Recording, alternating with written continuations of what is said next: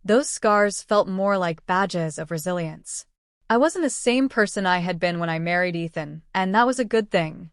One afternoon, as I sat in my favorite armchair overlooking the garden, Laura called. "Sophia," she said, her voice warm. "I just wanted to check in. How are you doing?" "I'm good," I said, surprised at the truth of my own words. "Better than I thought I'd be." "I'm glad to hear that," she replied. "You've come a long way." We talked for a while, and as I hung up, I realized how grateful I was, not just for Laura's help, but for the journey that had brought me here. It hadn't been easy, but it had taught me more about myself than I ever thought possible. A few weeks later, I decided to do something I hadn't done in a long time: celebrate. I invited close friends and the few family members who had supported me through the ordeal to a small gathering at the house. It wasn't a grand party like the one Margaret had orchestrated. It was intimate and heartfelt, a celebration of new beginnings. As the evening progressed, I stood in the garden, watching my friends laugh and enjoy themselves. The air was warm, and the scent of blooming flowers filled the space. For the first time in a long time, I felt at home, not just in the house, but in my own life. Maria, the motel owner who had shown me so much kindness, approached me with a smile. "You look happy, Sophia," she said. "You deserve this." "I do, don't I?" I replied, surprising myself with my confidence. Months passed, and life began to feel normal again. I threw myself into work, taking on new clients and projects that reignited my passion for design. Slowly, I started to dream again, not of the life I had once planned with Ethan, but of a future that was entirely my own. One day, I came across a photo of myself and Ethan, taken during the early days of our relationship. I stared at it for a moment, expecting to feel anger or sadness. Instead, I felt nothing but a quiet resolve. That chapter of my life was over, and I had emerged stronger. Looking back now, I see that the betrayal I endured was a turning point, not just in my life, but in who I am. It taught me the value of resilience, the importance of fighting for what's right, and the strength that comes from standing up for yourself. It wasn't the path I would have chosen, but it led me to a place of self-discovery and empowerment. I'm no longer the woman who let others control her life. I'm Sophia, a woman who fought back, reclaimed her dignity, and built a new life on her own terms. And for that, I am proud. This is my story, and it's only the beginning.